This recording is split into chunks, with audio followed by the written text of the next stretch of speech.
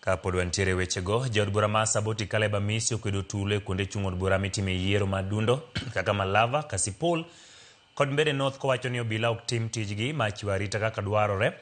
Oseo jogo matiyo gi kweth njore bwogo ngima jogo ombulu wira ne ok en ranyisi makare moloyo to kinde ma piny Kenya ochimo yiero maduong' kaka yoro bedo gi yiero maonge tulo. Amisi wacho ni duol mar IBC nyaka chung yiero ma adundo madhi nyime sani nyaka kanyo ma kwe bro dok e wang'e.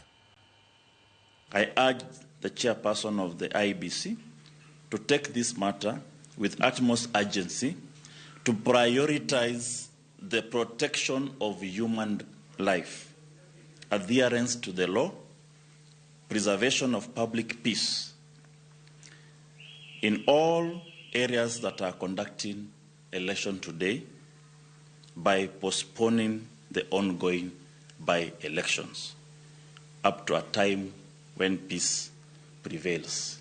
It has never happened in the history of democratic Kenya that all electoral areas have experienced violence in one way or another. In Kasipul, you can see the member of parliament for Homa Bay town has been seriously harmed. You've seen a member, one of the candidates in Malava, being arrested. How dare you arrest a candidate participating in an election, but the failure has been on police?